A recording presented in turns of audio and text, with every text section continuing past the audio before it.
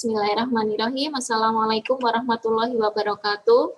Alhamdulillah atas kesempatan yang masih Allah berikan kepada kita semua, sehingga kita masih diberikan kesempatan untuk memperbanyak amal solih. Semoga Allah senantiasa menggerakkan hati saya, hati adik-adik semua, untuk senantiasa mudah dalam melakukan kebaikan. Baik adik-adik semua, pada kesempatan kali ini kita akan belajar bersama tentang bimbingan dan konseling.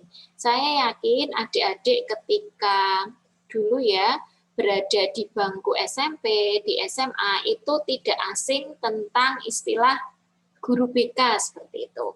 Tapi mungkin dalam persepsi Anda semua, guru BK itu identik dengan menangani anak-anak yang bermasalah.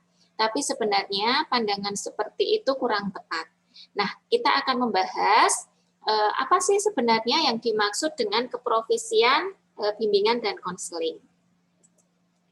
Baik adik-adik, jadi secara umum keprofesian bimbingan dan konseling itu merupakan pelayanan bantuan untuk siswa, baik itu dilakukan secara perorangan ataupun secara klasikal, agar bisa mandiri, bisa berkembang secara optimal melalui berbagai jenis layanan dan kegiatan pendukung.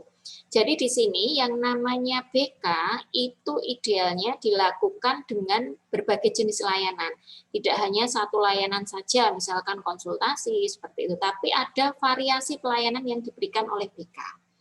Dan BK ini merupakan upaya proaktif dan sistematik guru dalam memfasilitasi peserta didik agar pengembangan potensi-potensi yang ada pada diri peserta didik itu bisa maksimal. Nah, sebenarnya mengapa sih calon guru kimia itu juga mempelajari tentang masalah bimbingan dan konseling? Adik-adik mesti ingat ya, di materi kita yang sudah lalu, bahwa tugas pokok seorang guru itu tidak hanya mengajar saja. Jadi misalkan nanti ketika Anda lulus, Anda memilih profesi menjadi seorang guru kimia di sebuah sekolah, itu bukan berarti tanggung jawab Anda itu hanya mengajar kimia. Ingat ya, Anda punya beban juga tugas pokok yang diamanatkan oleh undang-undang, bahwa Anda juga perlu membimbing, perlu melatih peserta didik dan sebagainya. Nah, salah satu wujud agar kita siap untuk melakukan pembimbingan, kita bisa siap untuk menyertai peserta didik kita, kita perlu memahami tentang bimbingan dan konseling. Bisa jadi juga nanti ketika Anda di SMA, Anda juga mendapatkan tugas tambahan menjadi wali kelas.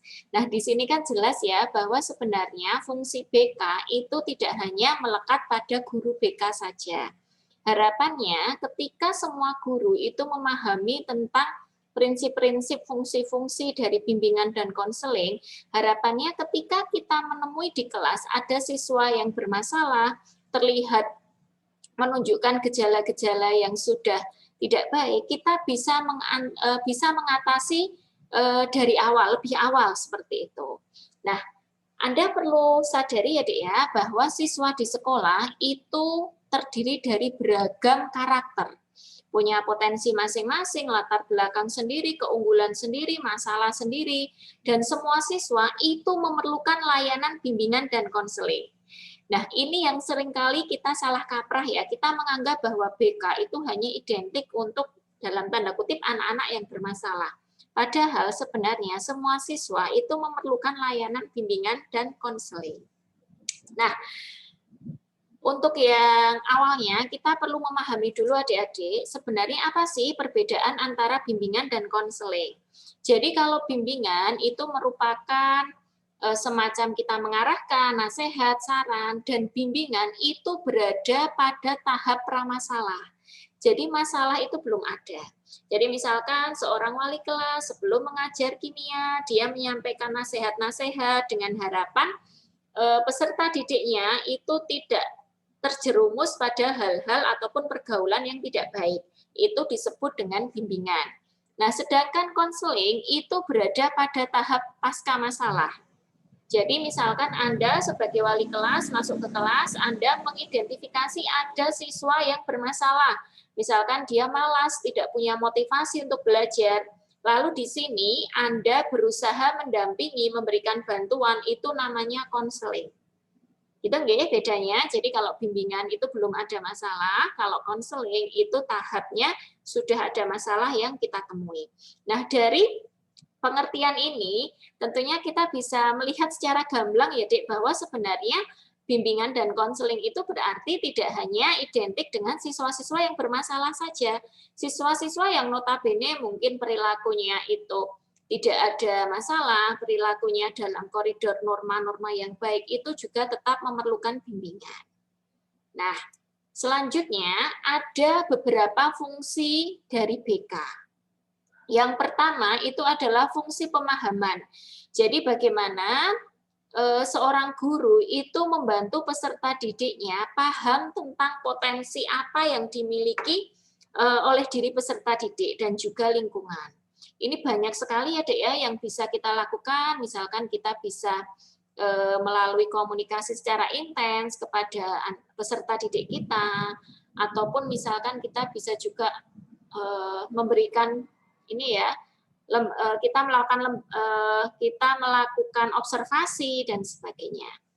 Lalu di sini juga ada fungsi preventif, yaitu kita perlu mengantisipasi masalah yang mungkin terjadi.